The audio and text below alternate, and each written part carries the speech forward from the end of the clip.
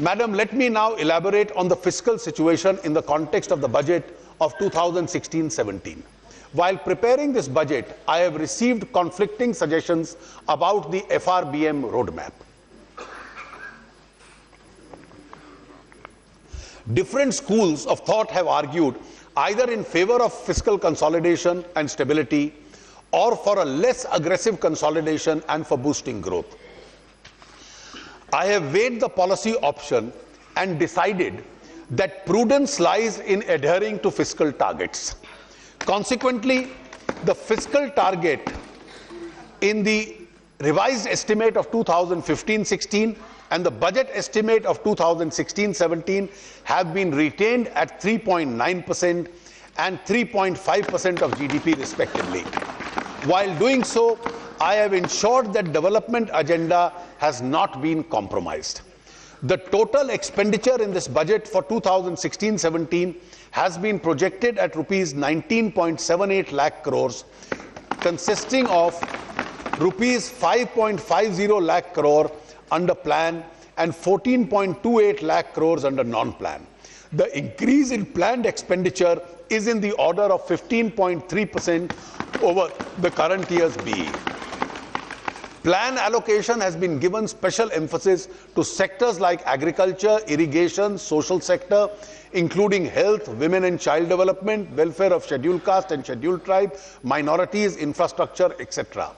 Continuing with the policy of higher empowering states, the total resources being transferred to the states are 99,681 crores more than RE of 15-16 and rupees 2,46,024 crores more than the actuals of 2014-15.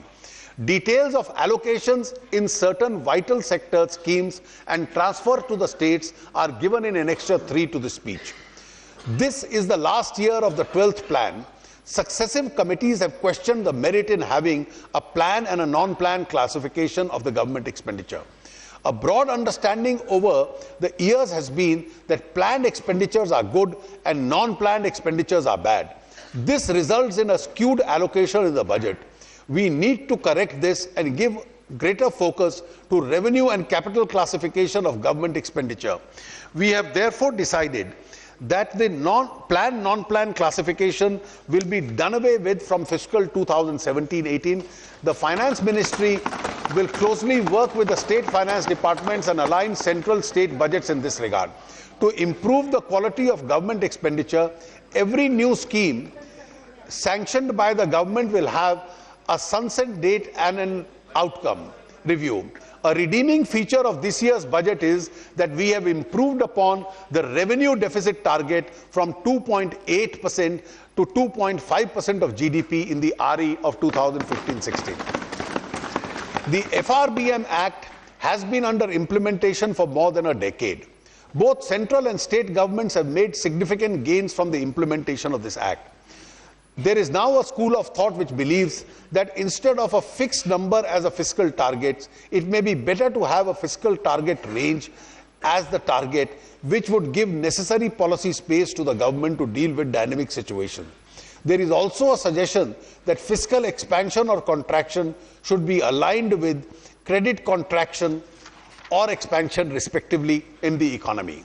While remaining committed to fiscal prudence and consolidation, a time has come to review the working of the FRBM Act, especially in the context of uncertainty and volatility, which have become the new norm of the global economy. I therefore propose to set up and constitute a committee to review the implementation of the FRBM and give its recommendation on the way forward. As honourable members are aware, the 7th Pay Commission has submitted its report. Following the past practice, a committee has been constituted to examine the report and give its recommendations. In the meanwhile, I have made necessary interim provisions in the budget. We have rationalized and restructured more than 1,500 central planned schemes into about 300 central sector and 30 centrally sponsored schemes. This will avoid overlapping of expenditure. I reiterate that I remain committed to the financial requirements arising out of the economic packages that have been announced by our government, and also commitments emanating from the reorganization of the states. I have also allocated an initial sum of rupees 100 crores each for celebrating the birth anniversary of Pandit Deen Dayal Upadhyay and the 350th birth anniversary of Guru Gobind Singh Ji.